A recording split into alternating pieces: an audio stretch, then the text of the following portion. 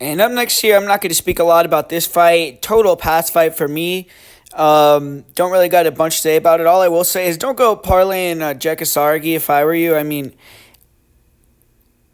is he going to get the job done? I think so. I think he's going to be able to use the striking, his explosiveness, and probably eventually catch a knockout in the first round. I mean, Westin Wilson, just his reactions to getting hit and his defense is horrible. I mean, the guy is just not someone that you could truly trust at the UFC level.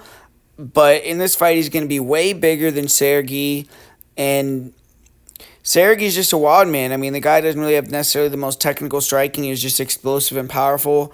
And his grappling got really exposed against Jubilee, where Weston Wilson, he doesn't have the wrestling.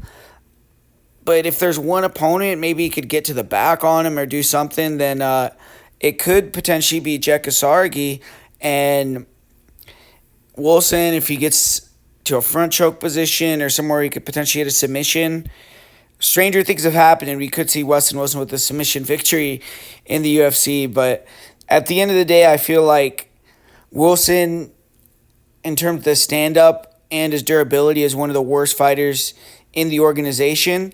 And I just think that it's impossible to pick him here. I mean, could he get the win in this type of matchup? I do believe so. But ultimately, I'm going to say Saragih gets the win via first-round knockout.